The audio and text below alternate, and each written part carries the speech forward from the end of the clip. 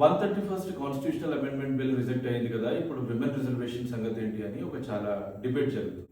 ఇక్కడ పాయింట్ ఏంటి అంటే Lok Sabha and state legislative assemblies లో విమెన్ రిజర్వేషన్ 33% విమెన్ రిజర్వేషన్ కల్పించడానికి సంబంధించినటువంటి act 106th constitutional amendment act అది 2023లోనే పాస్ అయింది.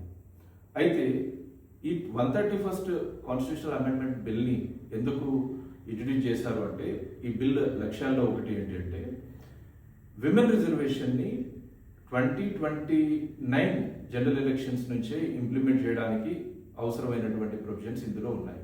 మరి ఇప్పుడు ఈ bill 131st constitutional amendment bill reject అయింది కదా, ఎస్ రిజెక్ట్ అయింది.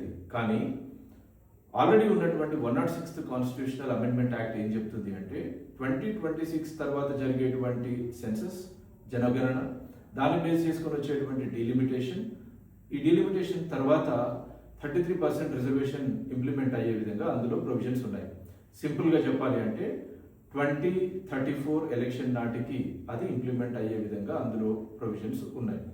కాకపోతే గవర్నమెంట్ ముందు మరొక ఆప్షన్ కూడా ఉంది.